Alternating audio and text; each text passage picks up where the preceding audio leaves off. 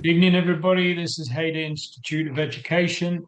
Um, I'm Dwayne, and this is the Diploma of Alcohol and Other Drugs. And tonight it's new topic: provide services to people with coexisting mental health and alcohol and other drugs issues.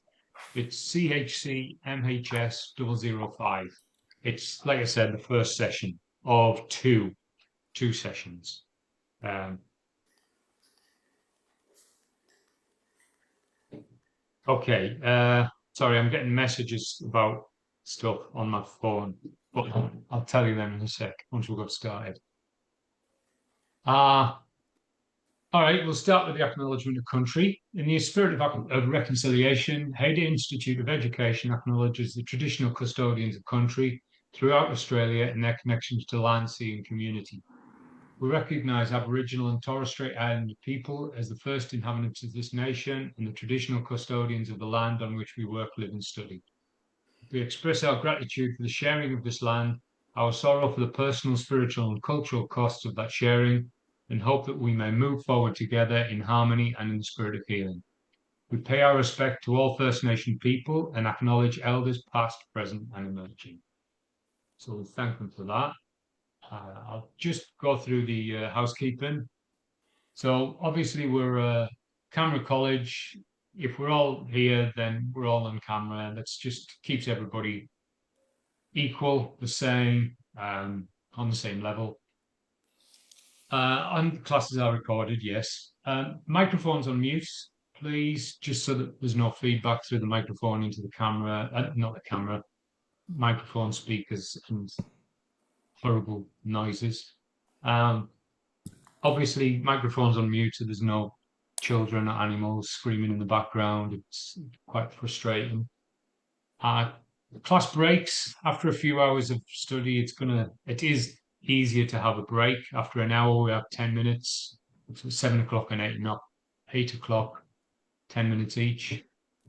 With class participation, just use the hands up reaction icon underneath the video screen. Just keeps it all moving orderly so that we can interact calmly.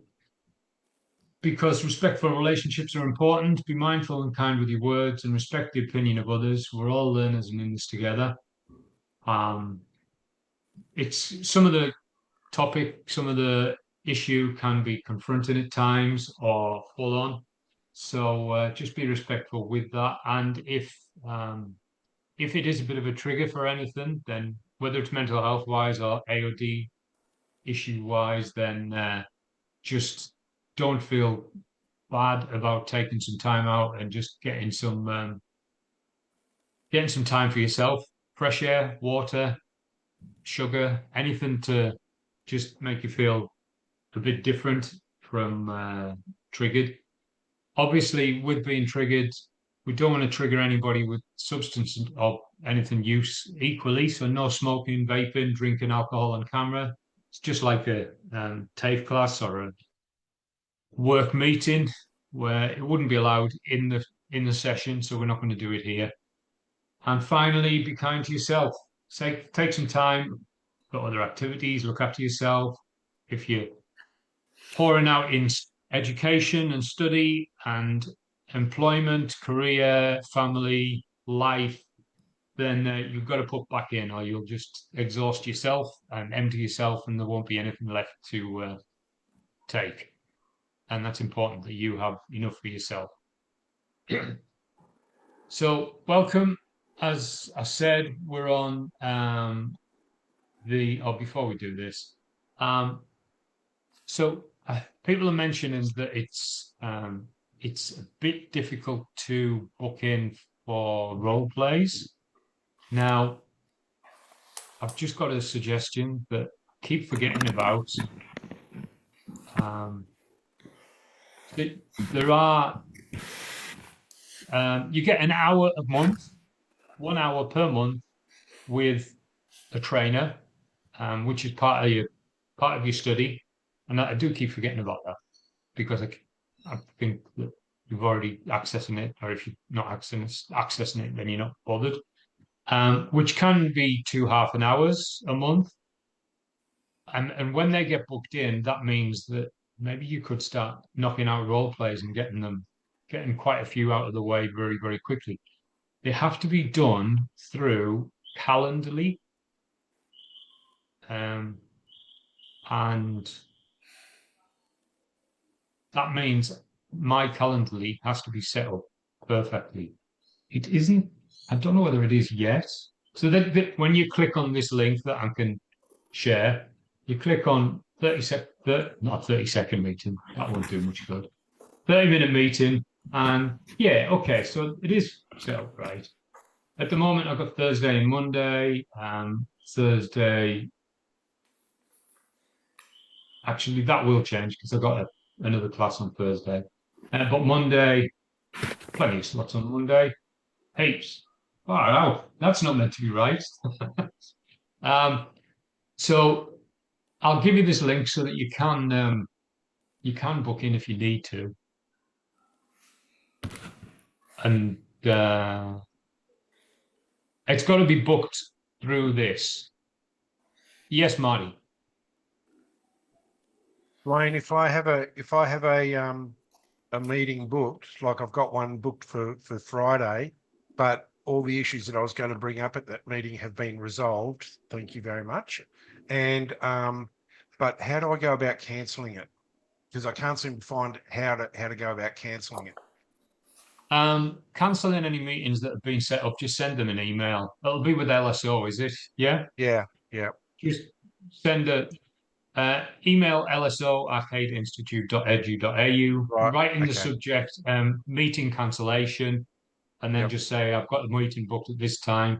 There isn't millions and millions of staff in there. So it's one of a few people. So it'll get passed around to find the right person. I know it's with Micah Paris. So yeah, okay.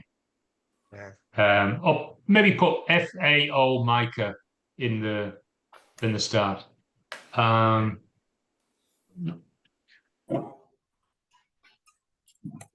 Yeah, so I've just got to make sure that Calendly is set up perfectly. That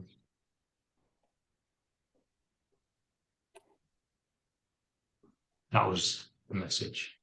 The other thing, Discord. If you haven't seen this yet, it's traditionally been used by gamers, and I mentioned it last week. Like if you computer gaming or console gaming, then people connect on the game so that they can chat about the weather and all sorts of stuff. And we've got a channel set up, or we've got a Hader channel set up, and then in there we've got a load of different streams for all of the different areas that we're doing that people can study. So obviously we've got alcohol and other drugs there. The other ones are youth work, community service, mental health, and then there's role play resources. It's not for sharing answers for assessments. That's not what it's for. Which you have to agree to when you access the link. So basically, step by step, there's a Discord link next to the Accelerate login. You click on the Discord link. You've got to sign in and register an account first. Some people might already have a Discord account. So you register a Discord account first, then you access the invite that's next to Accelerate login. And then once you've accepted the invite, then you've got to agree to the terms and conditions like no abusive language, not sharing answers online, things like that. Once you agree to that, you click on the thumbs up to be accepted, and then it takes you straight in. And you don't have to just stick in alcohol and other drugs, despite this course. Maybe you might be doing a role play and it might have a young person in, or it might be maybe moving towards community service area type role play. So maybe somebody in here might offer themselves to do a role play that's working in alcohol and other drugs, just as a bit of experience. So that's what it's for. It's for connecting, logistically setting up role plays instead of the wait list that we used to have. This could really, really work. It could be amazing. Hopefully it will be.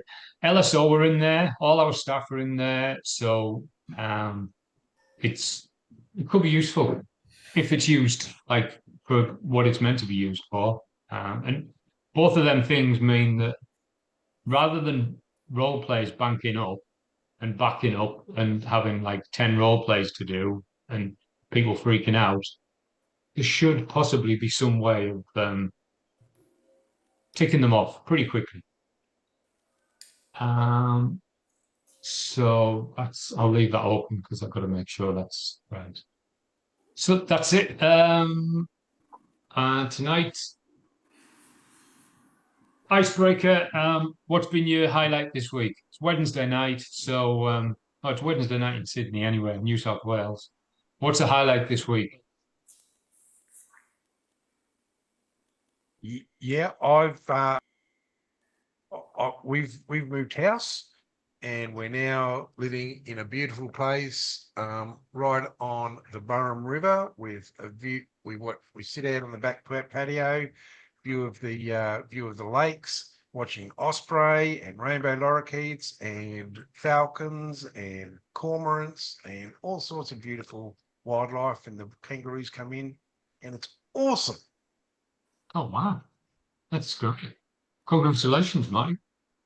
Yeah, no, it's really beautiful. Somebody else? How's your week gone? What's the highlight? Even if it's like really, really bad week, there's got to be a high point somewhere. Yeah, tomorrow. Yeah, apologize for having my microphone on again for the start of that, Dwayne. So please just let me know next time and I'll turn it off. I keep doing it. So the highlight of my week, we saw Gabor Mate last night. So Stacey and I went and we were able to catch up with Serena from our group. So yeah, it was so good. Like I can't tell you how good he was. I bet. It's amazing. He's 81 now as well. So I don't know that he'll be doing too much more talking, but yeah, really insightful. Just yeah, really respectful. There was a lot of we went for a Q&A session before the actual talk where he spoke about his book and went through chapters and stuff. But the Q&A session, lots of people were so vulnerable and they had all these questions and he answered everything so respectfully and yeah, just it was so good. So jealous. Yeah, it was a good day. Yeah. Yes, Ian. I agree. I'm completely jealous. Oh, hang on. Yeah, I'm completely jealous. But yeah, look, I spent 6 hours working with the disabled and sailing with disabled this morning. So yeah. Wow. That's very empowering. Probably for yourself as well as it's a Wednesday thing for me. So yeah. Right. Excellent. We put 65, I think, disabled or disability people on the water going sailing. Well, wow, that's cool. That's awesome. Okay, anybody else? All right. Just to start off then, the overview of the session, we're looking at substances and AOD, mental health and AOD, and then identification strategies. So AOD meaning alcohol and other drugs, mental health and alcohol and other drugs. Just that's what it gets abbreviated as. Just to start off, we'll kick into a video first off. So this is kind of just an ad at the moment. We've got an ad for where our diplomas could take people. This is just Seek for jobs, relevant jobs. And they're basically community development, community services, development worker. quite a lot of the diplomas would be appropriate. Obviously, the community services one would be appropriate, but depending on your experience, even whether it's AOD or the mental health, that could potentially be an avenue in. It's saying what they're wanting a minimum certificate for.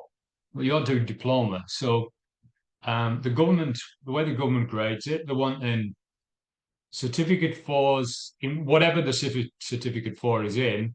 The certificate four is meant to be a team member, and the government grade diploma as a team leader. And then going above diploma into advanced diploma or some sort of like degree, graduate degree, somewhere around there would be management type. So if certificate four is team member, diploma is team leader, that's or senior supervisor type thing. That's the kind of area that's you're aiming for, really, and that type of scale. In Queensland, a lot of ex-Hader people are getting jobs up there, and because of the standard of our role plays, it doesn't matter that they haven't had a placement in AOD, because like mental health courses, they have a placement. Community services courses, they have a placement. But our AOD don't have a placement. But the role plays are the thing that wins it over because they're great. So yeah, that's a kind of an advert. So just to start again in what we're doing.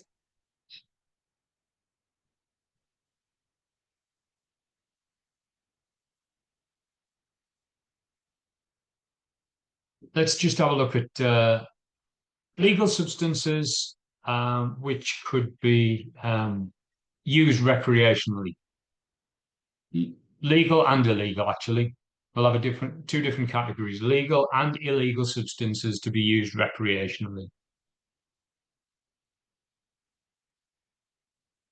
Legal alcohol. Yeah. I'll scribble on here.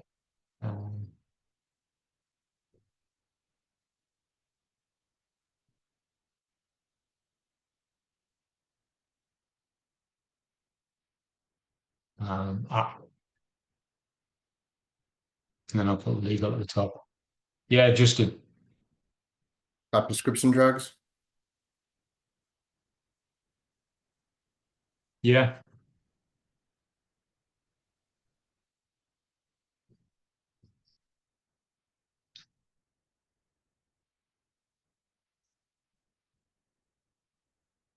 I'll put illegal underneath. Some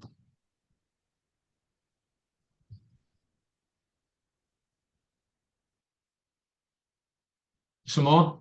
Yes, Russia. You were going to say something, were you? Marijuana for illegal. I'm not really sure actually if that was that one. Okay. That depends on where you live, I suppose. That's exactly it. It's fully legal in Queensland now. You just need to get a script. And they're pretty I think New South Wales is heading there. They're pretty easy scripts to get too. Well, ACT, it's legal to grow your own cannabis in your own backyard for your own personal use, whereas in ACT? In ACT, whereas in Queensland, it's for medicinal purposes. So they use medicinal cannabinoids for in Queensland, whereas down in ACT, it's for recreational use. Okay. Tamara. I don't know if it fits into which category, but Gabor was talking last night about ayahuasca. That's a Mexican thing that is prevalent amongst the Latino communities and the Native Americans, because of So it has a really high hallucinogenic effect, and they use it to as a means of inducing visions to enter the spirit world. Yeah, There's- Marty, that was so good. It's a great recap. wow. Okay. I listen to a lot of movies. Good on you. Apparently, Victoria, the university, the big university in Victoria, they were doing research into hallucinogens and really severe mental disorders that they could use hallucinogens for, and they're well on the way to bringing them in with psychiatric approval. And that could be one of them, but it didn't sound like it was that one. There was another couple that I can't remember the name of. Yes, Justin. I was just kind of, it's funny, I was sort of going down the same line. So in Brisbane, there's a few doctors that actually microdose psilocybin, so mushrooms, That's the one. Yes, thank you. and they also DMT as well. So Right. it is microdosing. So we're talking like 0.00 Yeah. of a milligram. But they are linking a lot of hallucinogenics to, it's more depression. I'm not going to say addiction, but they're linking it to, whether it's true or not, they're saying that can actually permanently cure like clinical depression. Mm. How true it is and how much research, like this there's no real numbers on it just yet, but that's sort of where I was going. Yeah. You might not know the numbers, but to bring them in, there must be real numbers. They must have like a trial, clinical trials that have been set up. There must be actual numbers out there to corroborate it, really. And I don't know what I'm not saying whether it's a good or bad thing, but they must have some sort of evidence that they're running with. Yeah, Marty. Yeah, they're also looking at LSD again. Yeah, absolutely. Same sort of thing, Justin. There's microdosing as well. And it's not just for depression. I know that they're seriously looking at it for treatment of PTSD as well. It's something that's yeah, they're looking at a range of different options within a range of different psychiatric conditions, but they're staying away from it for things that cause psychosis and schizophrenia and those types of things, because those sorts of drugs have really bad effects in those types of mental health conditions. So they're more looking at mood disorder type conditions for those hallucinogenic type effects. Yeah. Nepal. So, illegal, it could be either the group of opioids or cocaine. I'm not sure about it, but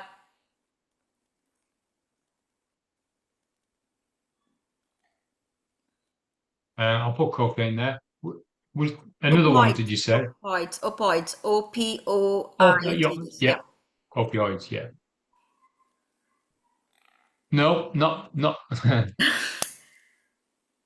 That could also go up into right. legal, because your opioids include your morphine, oxycodone, all those fentanyl. They're legal, but it depends on where you get them from as to whether or not they're legal or illegal, I suppose.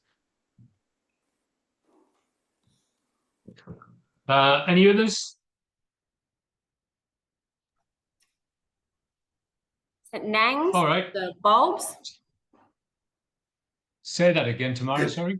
Nangs, how good. That's what it's called, isn't it? Justin, yeah. Nitrous oxide. Yeah, there we go. You're welcome. Yeah. Laughing gas or cream, they use of cream, whipped cream, stuff like that. Well, It's actually 100% legal, which Yeah. is it's insane, to be honest. The other one you could add into that is inhalants that you get out of your petrol sniffing, and also out of your things like deodorants. They're all perfectly legal, but paint cans, any inhalants. So yeah, stuff that they use for chroming. Yes, yeah. All right, I'm going to leave that there. Just as a um, just as a vague start. So substances and AOD work. There's legal substances, prescribed medications, which you mentioned. Nobody mentioned tobacco, alcohol, caffeine. I saw somebody just on this. Somebody was talking on a podcast, and they said, if you think of the three of the most common substances, nicotine, alcohol, and cannabis, and they were brand new drugs. Nobody had ever seen them before, and they were trialed, and they saw the effects of what each one did. Then they wouldn't be in the legal situation that they are right now. If you could see all of the effects of them three just by trialing them in a lab, then they wouldn't be given the legal status that they've got at the moment with or the moral status, because they're all changing. They've all changed in the past 20 or 30 years. And the different ones have got more or less morally acceptable, as we've all seen. But for the effects on our brain and the effects on society, all three of them having a very different effect would mean that maybe alcohol and cannabis might swap over legally, just because of the effects on society. And it was interesting because who knows, really? But comparing the effects on society as a whole and the health problems and the crime problems, it could be taken that alcohol is in the wrong place, especially if cannabis is moving more and more morally acceptable and culturally acceptable. And it wasn't Gabor Mate, it was another psychiatrist that he was asked, what's the worst one, alcohol or cannabis? And he said, what do you mean, the worst one? The worst one for what? Because alcohol is worse for society by far, but cannabis is worse on your brain by far. So it's the worst one for a human to take would be cannabis, but the worst one to release into society would be alcohol. And it's that type of thing that gets everything confused. Yes, Ian. Yeah, sorry, I was just going to say, if you read the back end of Chasing the Scream, alcohol was, 40% higher than anything else is the worst drug to take for society. Yeah, definitely. It was rating in the 70s, and then meth was in the low 50s. Yeah, just it. Yeah. I would just, because we're talking about it, I'm not disagreeing with you, but I would all like working, just from my experience and over the last couple of years working in the rehab, alcohol destroys the body. Like, I don't know where they get this psychiatrist was specifically on about the brain. Alcohol messes your body up big style. Like they have really bad detoxes, alcoholics. Yeah. Like really bad. Yeah, they do. Yeah. I don't know the figures on it, but I would almost say that alcohol, especially if you're a long-term alcoholic, like they've got a lot of almost brain damage as well. Like, no, I've seen a few of them. Yeah, Justin, that's true. There's significant. Yeah.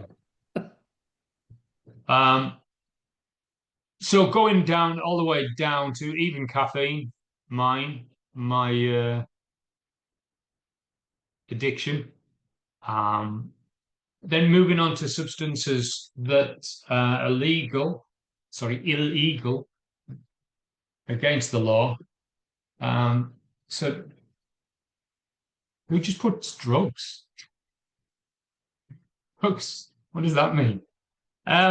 Medications used not for their intended use. Flipping heck, what is wrong with this? So illegal substances, drugs. Yeah, okay, thanks. And then medications which are not used for their intended use. So you might be prescribed a certain amount of medication or a certain type of medication, but then to take them in a recreational way is against the law. Like it might be prescribed to somebody, but even two people that are prescribed the same medication, it's wrong to pass that medication on to another person. So the prescribed medication with that person's name on cannot be passed to anybody else, whether it's for medicinal purposes or recreational purposes. Yes, Marty. Sorry, my dog's going off here, but that's a really interesting concept, Dwayne, because some of the medications that are on the market that are prescribed to people are actually used off script and off label they were designed for one thing, but are actually used for something totally different. Mm-hmm. You know, which does my head in, and that's a rabbit hole we could go down and discuss all night, but the little blue pill, the magic blue pill, it was never designed for what it's used for. It was designed as a blood pressure medication. Yeah. There's an ADHD medication, which I know somebody used to use, called Vyvanse. It's a stimulant medication, a bit like Ritalin, and it was originally designed for people, for women to stop their appetite. So people that wanted to reduce food cravings. And then they realized that it's actually a stimulant medication, a bit like Ritalin. So ADHD use it now. And there's so many different, it's like a minefield, really, keeping up to date with them all. So harms and impacts of long-term use, drug tolerance, withdrawal, and dependency. So they're three completely different things. The more, whether it's paracetamol, like the most innocuous medication, the most commonly used, maybe least threatening, whatever you're taking, your body grows a tolerance to it, or caffeine. The more you use it, the more you take it, the more your body tolerates it, which in my part of my brain is thinking that's the amazing effect of the human body. That's what our human body does. You're putting a poison in, or you're putting something into your body, and your body eventually adapts to taking that, to the point that it takes a lot to have the same effect. So when I'm in a stressful time and I move from 2 or 3 coffees a day to 4 or 5 and it's still not working, then if I come off that, the blinding headaches and the irritability and the bad sleep that I can get straight after that, that's on the one hand, my body's tolerance level's gone up, and then the withdrawal is happening because I haven't taken it, because my body has grown dependent to it. And then when you think that my body has symptoms, but I'm not going to die. I'm not going to die by not taking caffeine, even though it feels like I get irritable. When you think that heroin and alcohol, when somebody's been using it for a long, long time in a very, very heavy way, you literally can't stop taking it suddenly like you can with caffeine, otherwise the body shuts down. So the body has got so accustomed and so dependent on one of these things that to remove it means that the body won't be able to take it anymore. It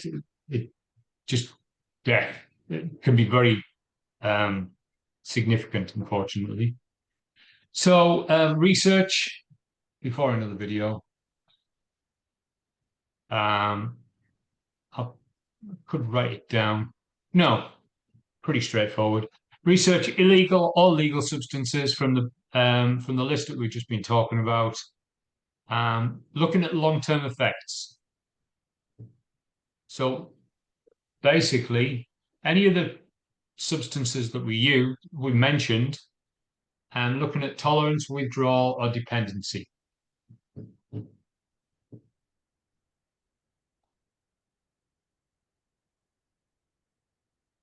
I'll write it down in the chat just so it's easy to understand.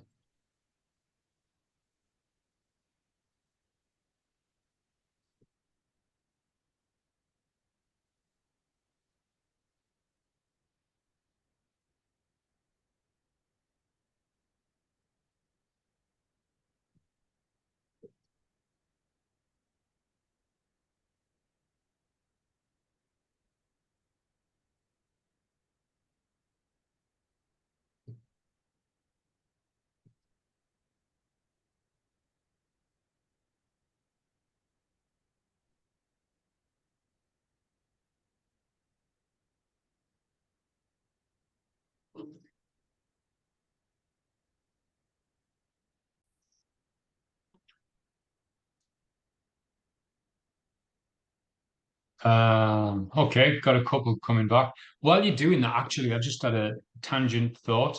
Looking at how long it stays in the body as well is very, very important.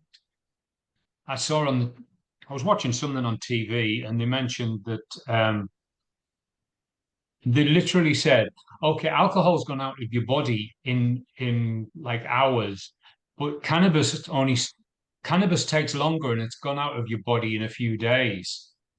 I thought, no, Oh, cannabis is a lot. Cannabis can be staying in your body for about 3 months sometimes, and that was just it was a drama on TV that I was watching, and I thought, far out, some kids who, oh, not necessarily kids, anybody that could be watching, could be thinking, oh, that's all right. I won't get tested at work now because it's gone out of my body, and I had one last week. Yes, Justin. So just a little, so if people ever want to try that theory, I was in a long-term rehab and I was clean off marijuana for 4 months and still pissing dirty. So in urine, not even in fat cells or hair follicle tests. Yeah. So just those instant cups, 4 months into my stay was coming up positive. Wow. And like easily positive, not a faint line or anything. It was like, I think obviously matters. Like I was a little bit chubby at the time, so I know with marijuana it actually stores in your fat cells. So that was Right. that was the scientific reasoning. But yeah, don't be fooled. Like there are a few, like amphetamines is actually pretty quickly out of your system. Same with cocaine. I'm not sure about alcohol, but yeah, weed is months and months.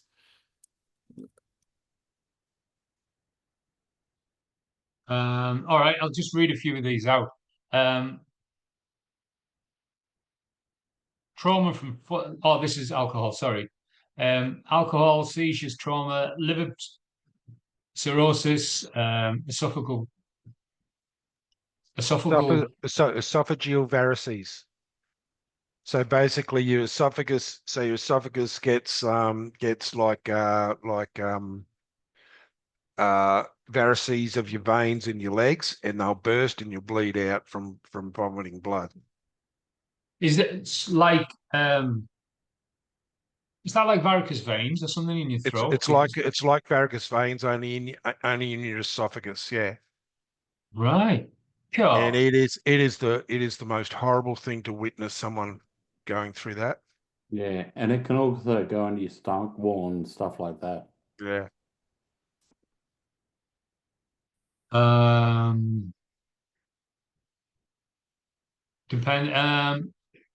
Opioid use. Justin's mentioned long-term opioid use, adrenal insufficiency, low cortisol, sleep apnea, osteoporosis, hypergonadism, so low testosterone or low estrogen,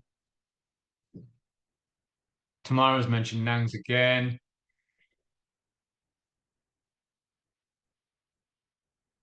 Memory loss, B12 depletion, ringing, buzzing in the ears. Is that tinnitus? Numbness, so that like neuropathy, I guess it's describing. Ice, crystal meth, extreme weight loss, severe dental problems, intense itching leading to skin sores, memory problems, violent behavior, alcohol, veins get dilated with prolonged use. It can burst, leading to internal hemorrhage. Yeah, that's yeah. Thanks. I don't know whether I can't really see it that small. So it's esophageal varices. Varices. Varices. Thanks. Yeah.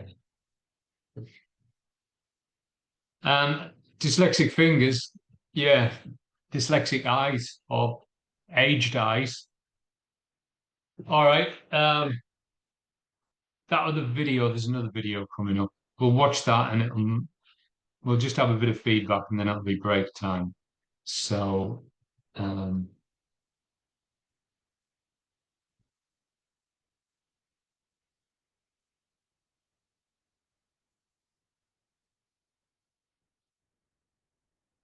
use and mental health, comorbidity explained. Comorbidity, co-occurring, or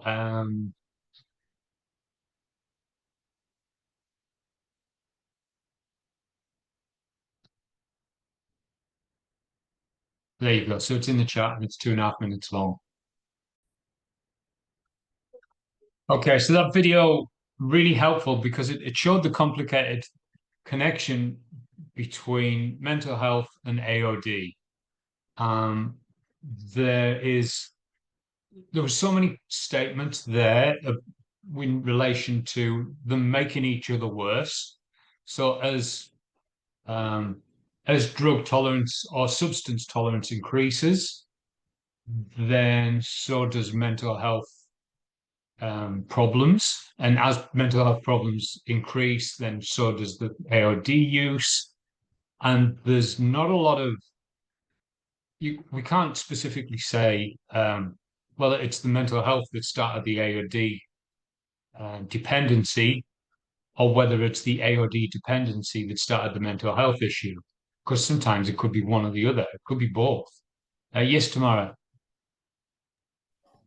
I've never tried to get anybody into a mental health unit they are using at the time. They get spat out really fast, and they just don't get the help they need.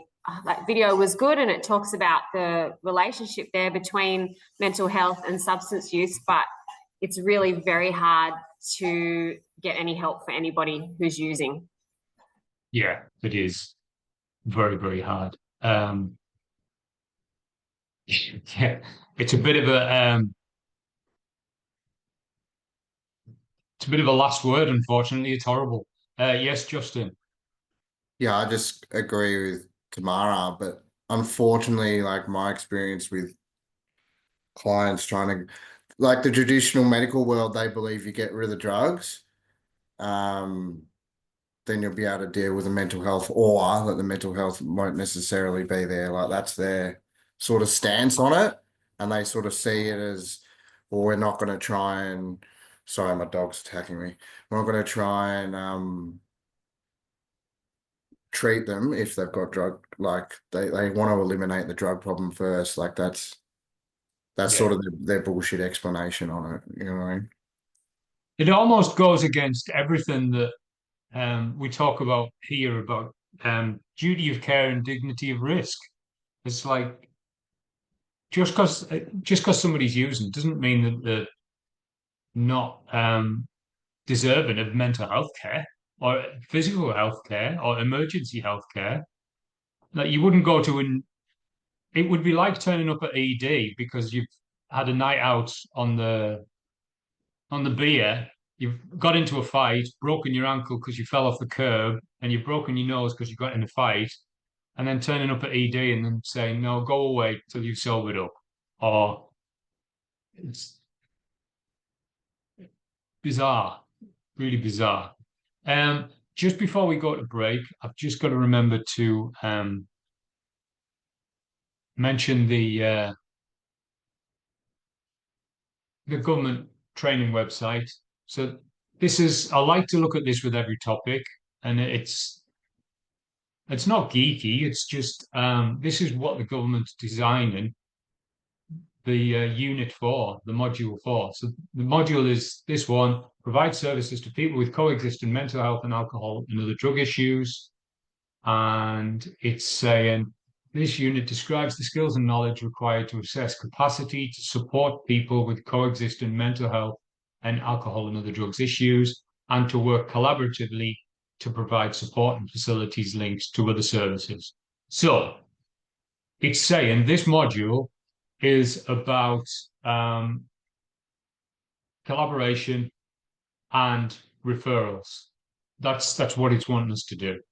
So we're not just looking at AOD, we're looking at mental health and AOD, working collaboratively with links to other services. So despite what we've all agreed on, that it's so hard to get somebody a mental health stay or a mental health diagnosis because of the AOD use, trying to find a mental health worker, a psychiatrist maybe, or a mental health unit that is open to taking somebody when they've been using or in the middle of drug-induced psychosis, then this is what it's wanted us to focus on. So the unit applies to work with people with coexisting mental health and alcohol and other drugs assessments. So somebody's already been assessed with a mental health issue or an AOD issue, and then they've come to us, and so we know already that they've got a certain diagnosis or they've got a certain assessment. And we talk a lot about doing the assessments. We talk a lot about meeting new people and then doing an assessment with them. This is way beyond that. This is talking about somebody that's maybe had this assessment for many years, and they've maybe been through other agencies, they've been through other services. Now they've come to us with a significant case file from elsewhere. And they're now coming to us with all of their history, and we're trying to get them something in a range of community services with referrals to other services in a range of community services because of their significant AOD and mental health assessments. That's the type of thing that it's looking at. We're not looking at doing a little assessment with somebody and they've just started using and the family are a bit anxious that they might get addicted to something. It's completely the other end of the scale from that. So as the assessments go, performance evidence, working collaboratively to provide services to at least 3 people with coexisting mental health, mental illness and AOD issues. So ideally looking like not 1 or 2, but like at least 3, 4, 5, holistic focus, being memorable about codes of practice, discrimination, dignity of risk, all the keywords. And skills must be, when it's saying skills, we don't have a placement. Other community services have a placement, but AOD doesn't have a placement. So our skills are in the role play. So skills must have been demonstrated in the workplace or in a simulated environment that reflects workplace conditions by modeling industry operating conditions and contingencies. Contingencies is what happens when the plan doesn't work, what happens when the plan or the goals aren't being met. And then what do? Does the client get asked to go to another service, which might be needed? Or do you just keep doing the same thing, hoping it's going to work eventually? Well, no, contingencies means that we've got to have a plan B and a plan C and a plan D when the first one isn't going to work. Yeah, so that's good. And now it's break time. So we'll come back in 10 minutes. Thanks, Dwayne. I don't like doing assessments late at night, trying to figure out role plays like at 8:30. So just made a bit of time to look through the assessments now.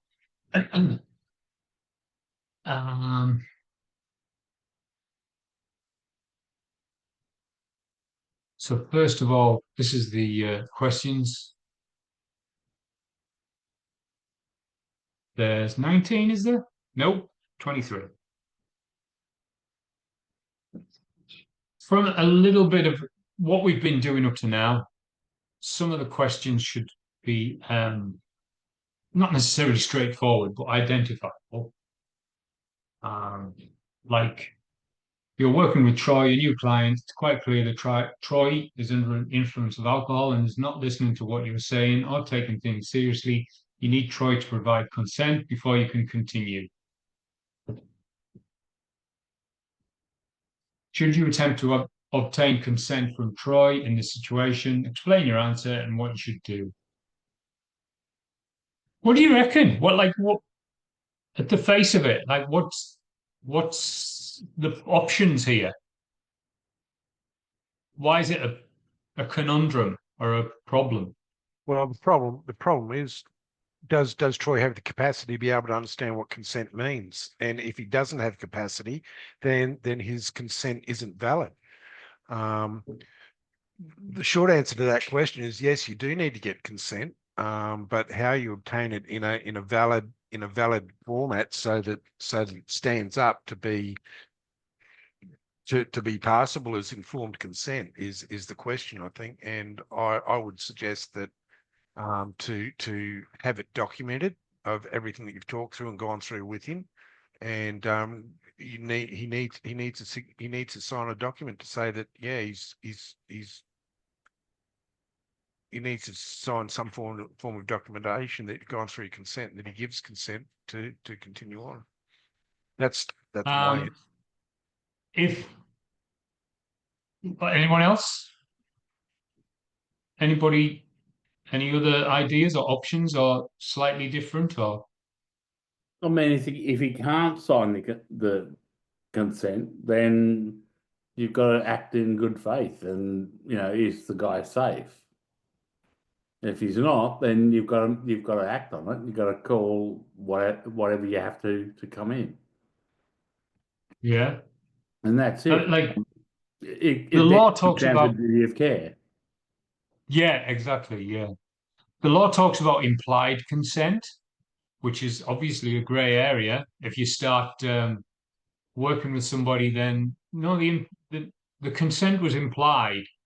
And you could say it's implied if he's come into the office, like if he's walked 10 kilometers to get to your office without taking any public transport, but he's severely intoxicated, then that's almost bordering. I'm not a legal person.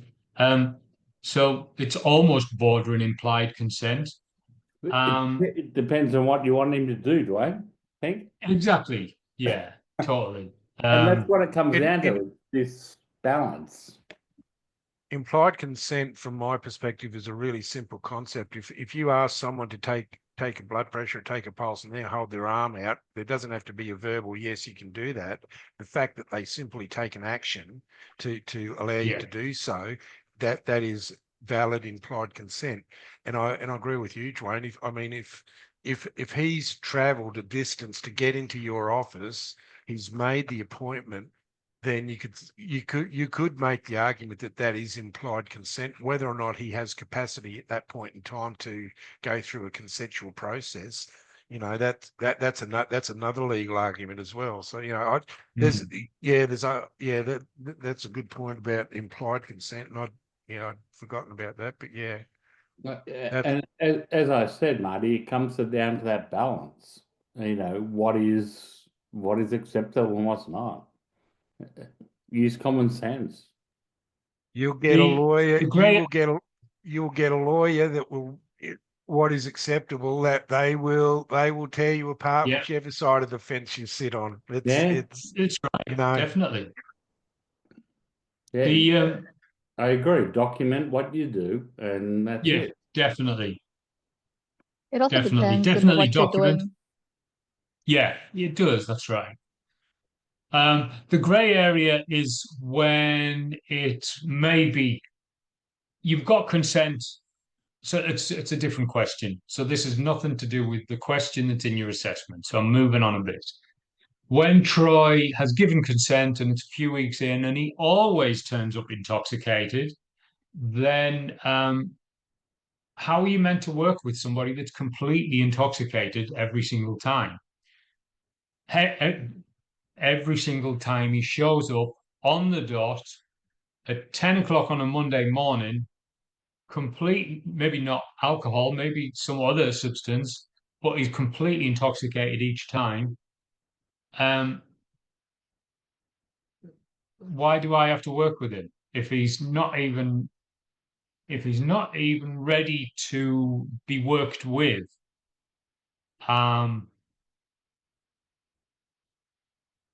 Well, again, that would depend on circumstances. I mean, maybe he's just turning up because it's court ordered and he's meeting his obligations to the court to avoid prison time. You know, it all depends as to what his motivation is for attending his appointments. Yeah, definitely. And the double side of it is, on the one hand, the government's national drug strategy of harm minimization means that we're not forcing anybody not to use. If somebody wants to use regularly, then that's entirely up to them. And I don't know whether we can suggest that, please, can you come to the appointments like without taking anything, like either sober or the day after that you've used, rather than coming intoxicated? That would really help me. But if they are showing up and they are turning up for a legal obligation, then the only negative thing would be, all right, it's frustrating me because I can't get a sensible word from this person. But am I safe? If he's turning up and am I safe? Is the other staff members safe? If safety is an issue, then we don't have to work with the person. But if everybody's safe and they're still coming intoxicated, then all we can do is try and make an arrangement where maybe they get up early and they have the first drink a few hours before they come and see us, or we figure out what time they're drinking or using, and we put a time slot in right in the middle when they're going to be least intoxicated to try and work together, collaborate. Yes, Russia. Just in his defense, maybe attending the session might be a trigger for him. Like maybe he has anxiety and he needs that drink. Yeah. Didn't think of that. True. So maybe like, you know, maybe talk to him and like why you're drunk, and you know, just to ease his anxiety or whatever his excuse is. Completely. And this might be the thing that's getting him through the day. They've got so many things. It could be a he or a she, either, or they could have so many things to do in that day, whether it's pay bills, pick up children, take children to school, all of the errands and the problems and the issues that still need to get done, even in addiction and mental health issues, which is a completely different area. But this might be the only way that this person might be able to get all of these things done, which is, I guess, why the government's harm minimization is, well, if it's helping and everybody's safe, children included, then we're not here to tell them not to use. And it's really, really frustrating when somebody does keep turning up and there's only a limited level we can do with somebody because of their limited level of cognitive ability. But to keep turning that round, if somebody's disabled or accessing NDIS services, we're not going to turn somebody down just because of the cognitive limited ability. No way. So it's there's so many issues as long as everybody's safe. There's 23 questions there. I'm not going to read them all out. So somebody said to me the other day that if they answer all of the questions and then submit, then it stops you being able to see it. So quite often, until you know exactly what you're doing with all the assessments, then it's probably a good idea not to submit them all, but just save the answers. Save the answers for now so that you've got maybe a good idea of everything that you've got written down, and then move on to the next task, which is a case study.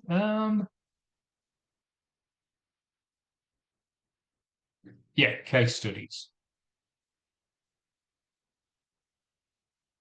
So we've got 3 case studies, Leigh, Sujin, and Justin.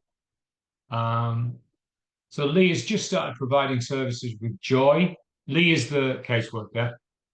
Joy has coexisting mental health and AOD issues. She's been diagnosed with depression and thinks alcohol and drinks, sorry. There you go. Drinks alcohol because she says it makes her feel better. Leigh discovers that Joy has 2 DUI convictions, and Joy tells her that she's experienced times when she blacks out and does not remember hours of time. So the questions, pretty straightforward, really. Again, Linda has identified that her service does not have the scope to support Sujin with her legal issues. Sujin needs to attend court for possession of drugs and prostitution. Sujin reports that this part of her life has finished since she has stopped taking drugs. Sujin would like to address some health issues that resulted from her past activities and access some legal advice. Linda works collaboratively with Sujin to identify other service options and make a referral. Again, just a few questions for each one. And then Justin has some mental health concerns and has also been using cannabis for almost 7 years. Justin has 2 young children who he sometimes brings to appointments. Justin's just had warning from his boss regarding his work performance. He tells his community services worker, Sarah, that this is due to having smoked breaks to use cannabis during the workday, which leaves him sleepy. Justin tells Sarah that he hates his job anyway and wants to quit and return to university to study. Sarah and Justin begin to work collaboratively to identify and manage harms. And straightforward questions. It's up to you which one you think. Questions or case studies might be easier to start with.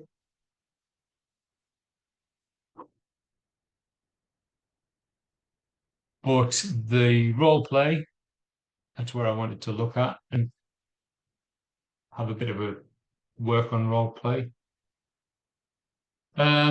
Leah's just started providing services with Joy. Right, okay. So I didn't look that far ahead. It's the same case studies with role plays for it. So we're going to pick a case study and see about working with that role play and what we would work around it, what conversations we would say, how we would talk to them, remembering it's about referrals, it's about mental health and AOD, referrals, mental health and AOD, and collaboratively working with other services. So I'll let you see them case studies. If you logged into Accelerate, it's a lot easier to see them yourself. I'll split everybody up into breakout rooms, and then we can start to discuss it. There's not necessarily any major role play necessity, but we can work towards.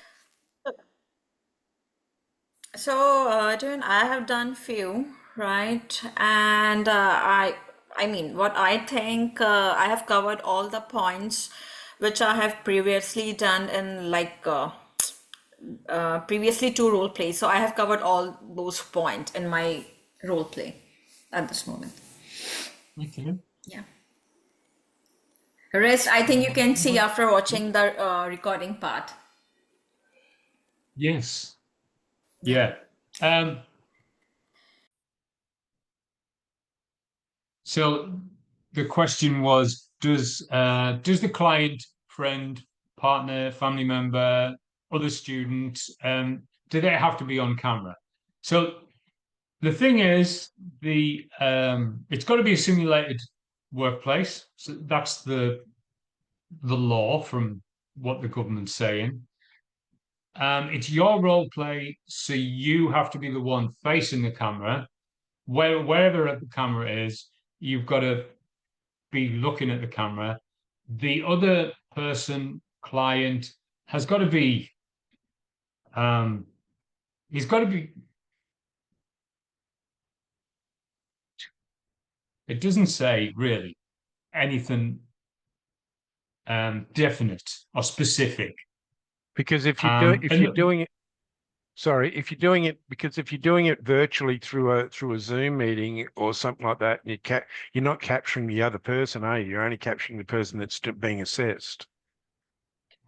I'll just give you examples. On a Zoom call, a Zoom, you could be getting, it's your role play, you're on camera on Zoom, and the other person is just a voice on Zoom, and it passes. I don't like it because I want to see the client and it seems more authentic, but it's not going to fail. It's not going to get unsatisfactory if the other person can't be seen. Right.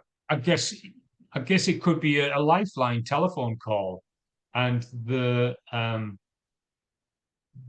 client could be calling up like that, and the caseworker could be talking to them. Yep. But it's with things like that, if my question is, and it doesn't get unsatisfactory, it's just that my question is, how do you show empathy if you can't see the other person, if you can't see the client? How do you do active listening if you're not, and have a positive body language if you're not quite sure what you're responding to? Yeah, okay. Some of the role plays you can get away with it, but if the role play specifically says that you're meant to be mirroring the other person's body language, or you're meant to be yeah. How can you gauge it if you're not seeing the other person? Yeah, I get it. Yeah, yep. yeah. All right. That's the complicated answer. All right. All right, Rasha, were you going to say something? Were you going to ask something? No. I was just gonna say, Right. like, it was really insightful how with looking at other people's role plays, I can like learn from them as well. Okay. All right, brilliant. Thank you. So it's nearly 5 to. I'll just do a couple more slides. I think there's one more video that we can watch after break. So when we're looking at specifically mental health and AOD, we've got risks obviously to start with. When the word, please remember, when you see the word risk or safety, it's not just about the client. It's also about you as a worker, and then also about any other staff member in the agency that you're working for, and then also any other clients, members of public. So when we've got risk and safety, it's not just making sure that the client is safe. It's not all about the client. It's about the client, it's about us, it's about our colleagues, it's about other clients in the waiting room, any random person that might be passing. It's all of that. So depressant, organ failure, physical risks, psychotic behavior, So psychotic behavior that might be triggered by the AOD. So it could be mental health that's specifically brought on, triggered specifically by that. And then we've got signs of the coexisting mental health and AOD issues. So things that are around specifically because somebody's got both. There's a heavy addiction and there's mental health. So are you reading from a? Are you reading from a? Thank you. I'll go back quickly.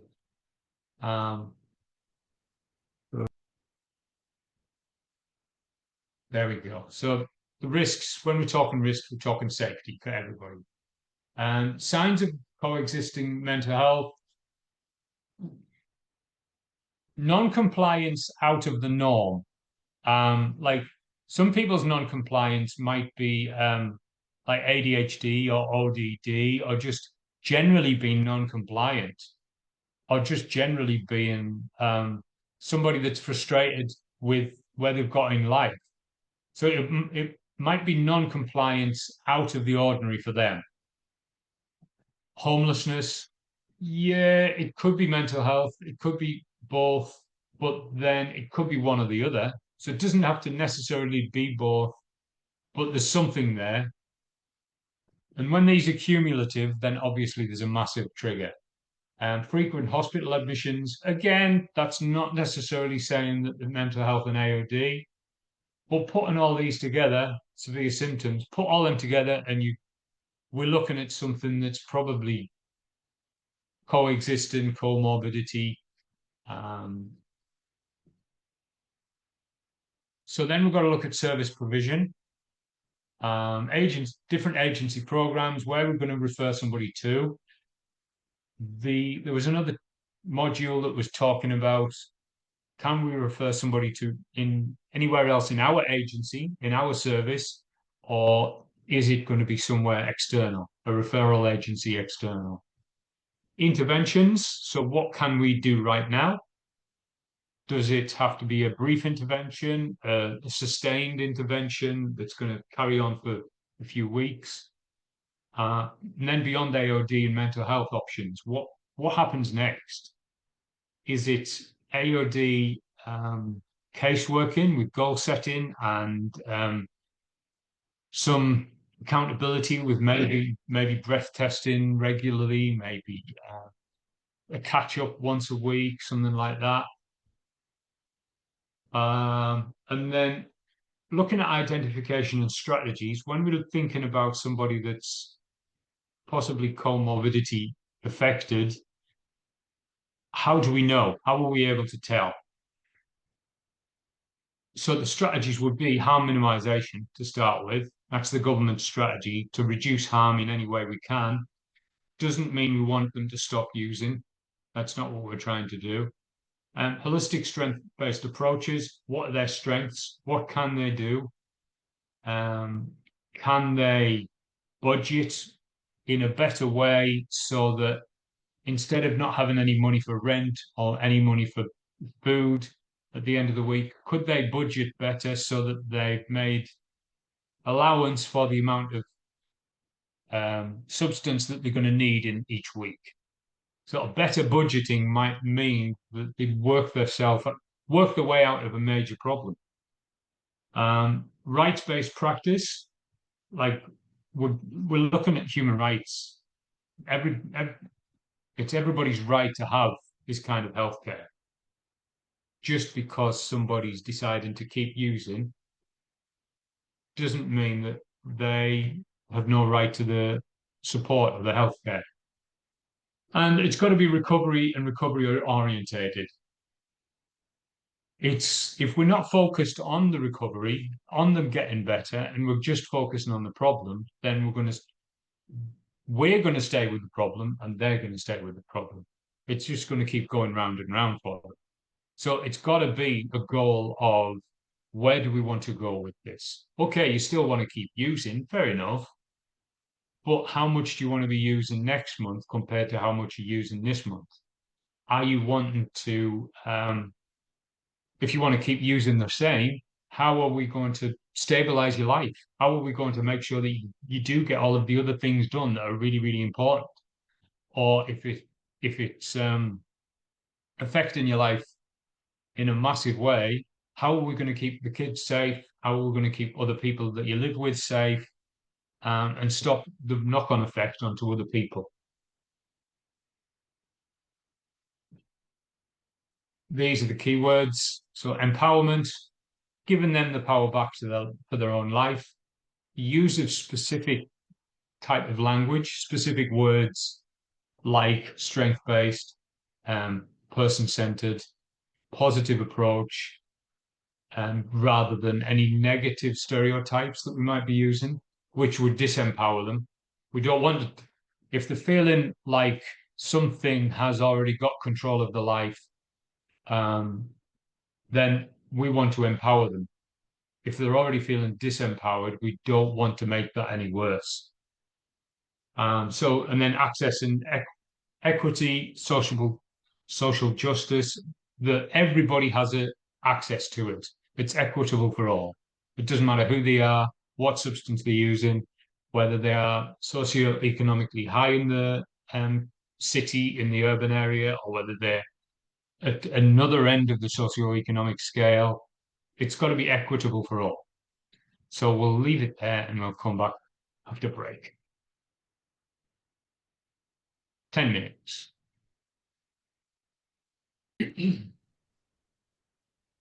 All right, so just the last bit of this, I'll work from the bottom. National Practice Standards, the Mental Health Workforce, 2013 legislation. That's the thing that we're bound. That's a key thing that we were bound with. We are not necessarily working all the time in the mental health sector. If you're working in AOD, sometimes we'd be working with mental health issues, sometimes we won't be. All the time we'll be working with privacy and confidentiality. All the time we'll be working in safe work. All the time we'll be working in potentially mandatory reporting, but we wouldn't always be working in the national mental health area. So it means that we've got to keep it front of our minds for when it is important. We're working on an evidence-based practice. That means that we're working on things that have been tried and tested. We work in whatever agency or service we're working in, their methods will have been tried and tested. If it's approved by the government, if it's approved by NADA, the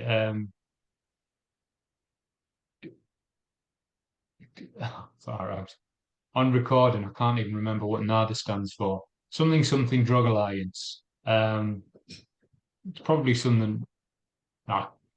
Anyway, it's all been approved by NADA that we're giving our statistics to in the end anyway.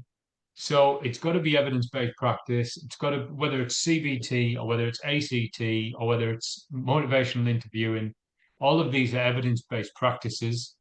And then we're also bound by dignity of risk, that if they choose to want to keep doing a risky behavior, that is their prerogative. That's their right.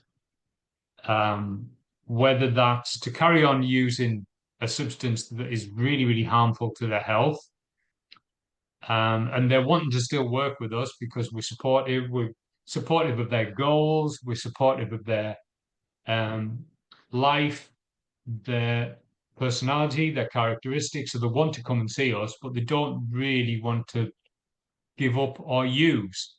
If they are wanting to work in that area, then that's what we work with them with. We'll forget the scenario. I'll just give you this other video. Okay, that was such a great video. It was just over 3 minutes long. And there were so many great points in it. Does anybody agree, or is it just okay? Anything go over anyone's head? Or...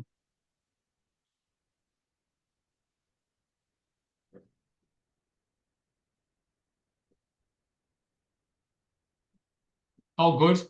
I did think that you've got the link. Try and watch it again. Whenever you've got a minute.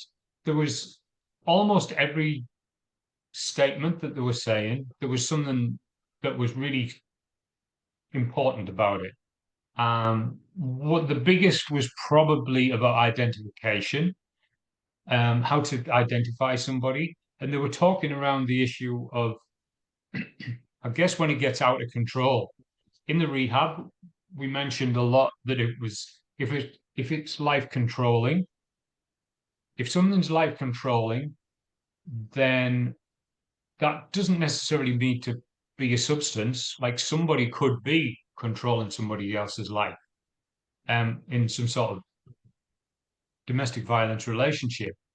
But if something is life controlling, then when it's out of our control and it's moved into the area of, when it's out of somebody's control and it's moved into the area of addiction, then we can literally talk about anything that isn't even a substance that can be life controlling.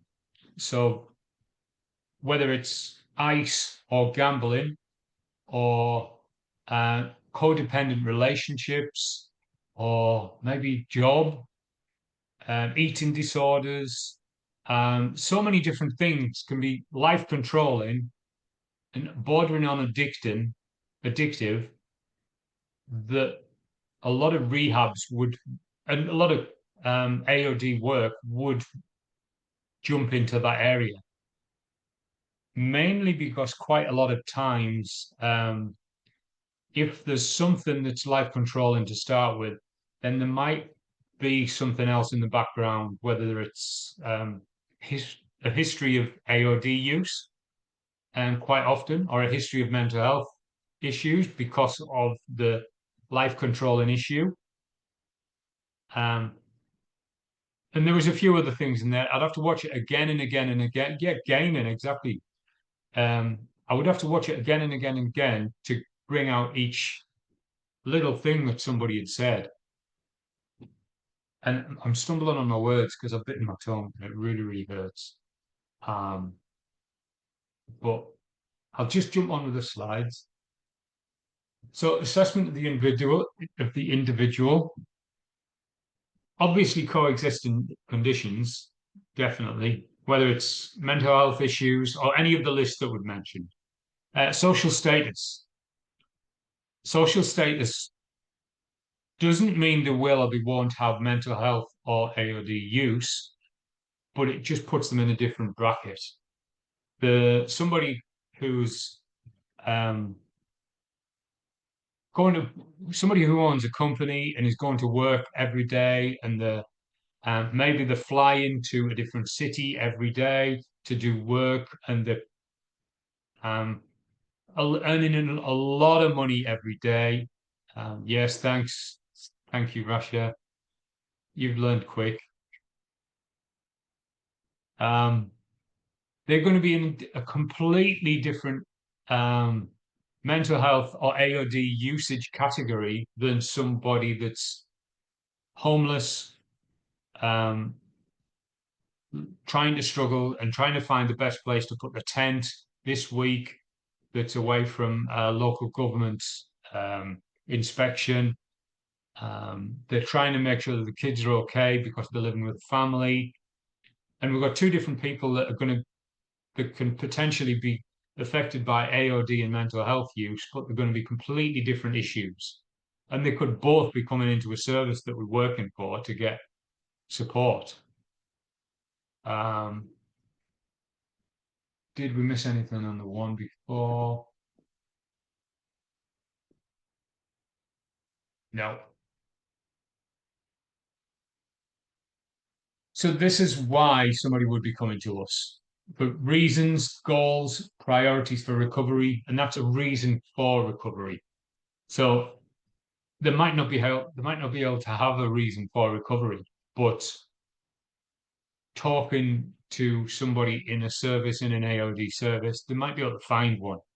And there might be a business owner with a very, very busy schedule, but might not be able to focus on any of their own goals or even think of any, and not really knowing what the priorities are because life is so overwhelming.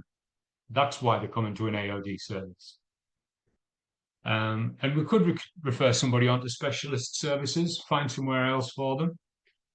It's probably a good idea to research some services.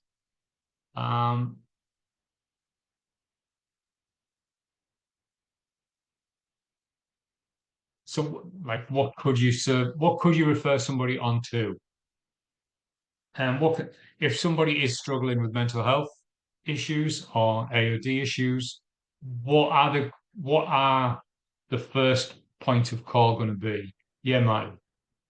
Well, I'd be depending on what their situation is and what like I said in the chat about their affordability and that sort of thing. Some services just aren't available because people would require private health insurance and things like that. So there are some really, really good private clinics around, but for the vast majority of people that are in the welfare system, they just can't afford to get into them. So there's places like the Buttery, there's places like there's some really, really good high-end rehabilitation services that target professionals.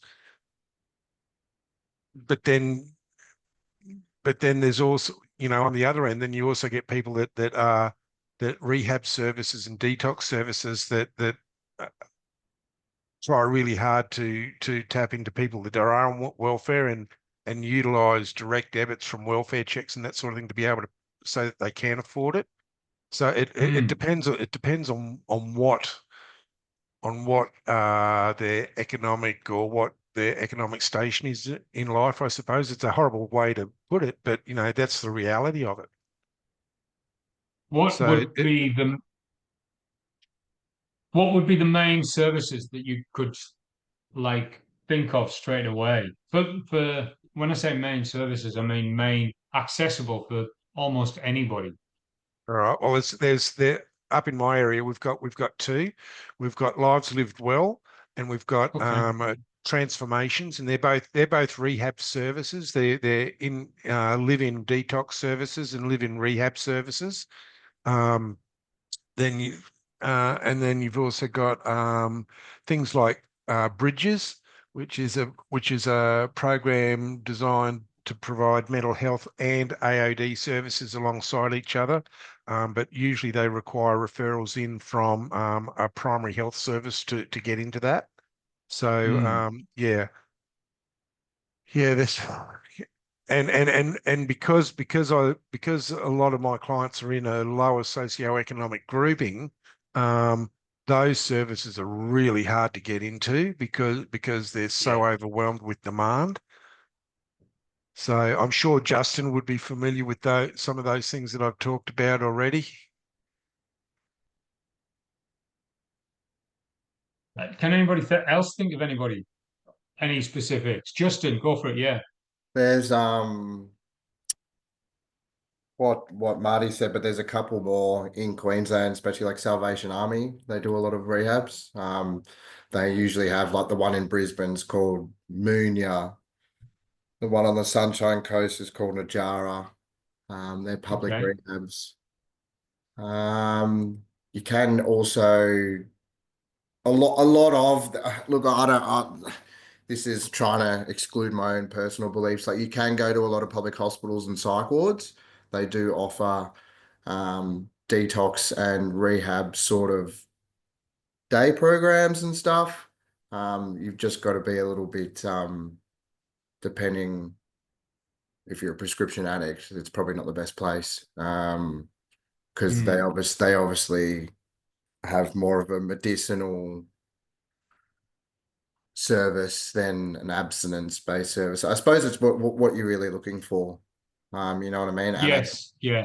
And as Marty said as well, like there's heaps. If you've got the money, there's places in Mullaney, and there's actually the Hayter Clinic in Gympie. But you're looking at the Hayter Clinic for a 3-month stay there. It's about $20,000. So it's not Cheap. cheap. So that they do have a detox program, which is on private health cover, but you've usually got to have top health cover, and you're usually paying an excess of maybe $1,000 or something. So And again, for there's homeless people and lower, it can be really hard to and there's also the thing about whether or not you DVA as well. So DVA services get a lot of access to. yeah, absolutely. They might not be they might be on pensions and that sort of thing, and they certainly can't afford much. But when if they can link in through DVA, they get a lot of support that way as well. Yeah, well, Hader takes on DVA clients. Yeah. So I know Currumbin Clinic do as well. And they pay the whole for the full 90-day program. So, but that's for veterans. Okay, cool. While we're mentioning on about referral, about comorbidity, coexisting issues, the government's got it's an ethos and a policy that this is why they wanted agencies working together, collaborative and networking. They want the idea that doesn't matter whether you've come to an AOD service or a homeless service or a mental health service or a youth service or an aged care service. If you come to the wrong door, you should never ever be turned away. And that's their ethos. It became a policy, which means when a policy comes in, the practicalities and the process of working that out means that networks and agencies have to communicate with each other. They have to network with each other and make sure that I know all of the services in my area that I could potentially refer somebody onto, whether that's for like food gift cards, a Woolworths card, or whether that's a detox. If I'm the wrong service, if somebody's come to me and I'm the wrong service for them, that should never be a turnaround and sorry, mate, you'll have to go down the street because there's nothing I can do for you. The idea is that they've come to the right door, and now I'm going to connect them with the right person, book them an appointment, and say, okay, Sam is going to meet you at this time, and they're going to be able to work out something for you where you're staying instead of couch surfing, or they're going to be able to get your rent paid, and you've got to go at this time, and that's going to happen. And that's the way the government's policy is wanting to work.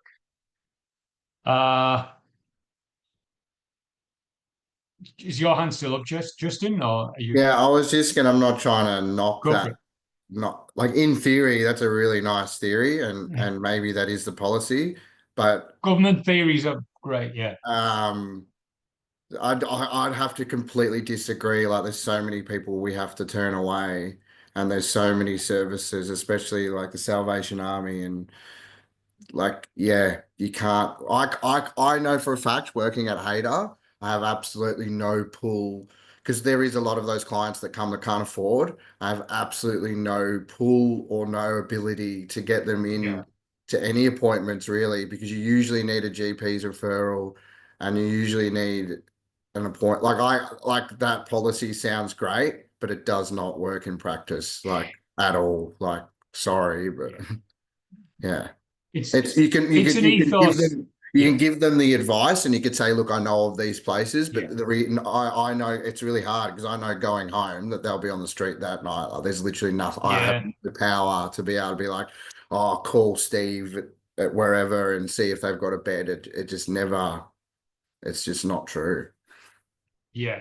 And like, this is what Tamara's mentioned when she said that the police brought somebody with mental health issues and AOD issues to a homeless service because the police didn't know what to do with her. The police couldn't help her.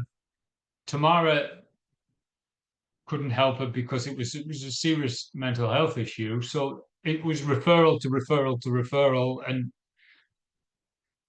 it gets difficult. Lives lived well, okay. And neighborhood centers, yeah, that's true. All right, I'll just skip on a little bit. Because we've got to mention some legal issues. So with the legal ethical considerations, I've already mentioned work health and safety. This is our workplace, so we've got to be making sure we're safe in our workplace. Children, either young people as clients or children coming into the service with staff members. Work role boundaries and our scope of practice that, despite, like Justin said, despite no wrong door, this is the agency, this is what we do, and we literally cannot help you, so I'm going to have to refer you on, because this is all we do.